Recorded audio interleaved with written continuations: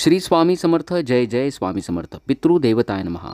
8 September 2025 रोजी पितृपक्ष सुरू होत आहे. पितृपक्ष म्हणजे पितृऋणातून मुक्त होण्याचा काळ. या काळात आपण श्राद्ध कर्म करावीत. यात सर्वात महत्त्वाचं पितृभोजन. पितरांचं जेवण तयार करताना, त्याचा स्वयंपाक करताना, जेवणाचं ताट वाढताना, पितरांना नैवेद्य दाखवताना काही महत्त्वाचे नियम आपल्याला पाळायचे आहेत. पितरांच्या ताटात कुठले पदार्थ असावेत, कुठले नसावेत. देवांना किंवा इतर वेळेस आपण ताट वाढतो त्यावेळेला जसं वाढतो त्याच्या अगदी उलट पद्धतीनं आपल्याला पितरांचं ताट वाढायचं असतं. जसं लिंबू आणि मीठ सर्वात शेवटी. भात वाढताना अगोदर तुपाची धार, त्यावरती मोद न बनवता चमच्यानं भात वाढणे, त्यावरती वरण, बाजूला खीर कढी, एका बाजूला भाज्या, दुसऱ्या बाजूला चटण्या. नैवेद्य ठेवताना पाण्याचा जमिनीवरती चौकोन न काढता गोल काढावा. ताटाभोवती पाणी फिरवताना उलट्या दिशेनं फिरवायचं. हे सर्व नियम पाळल्यानं अन्नातील रजोगुण वाढतात, तमोगुण वाढतात आणि पितरांना ते अन्न ग्रहण करणं सोपं जातं. याविषयीचा सविस्तर व्हिडिओ मी लवकरच चॅनलवर अपलोड करेल. आपण तो नक्की बघा आणि त्याच पद्धतीनं पितृपक्षामध्ये पितरांचं भोजन करावं, पितरांचं जेवण वाढावं. श्री स्वामी समर्थ. जय जय स्वामी समर्थ. पितृदेवताय नमः.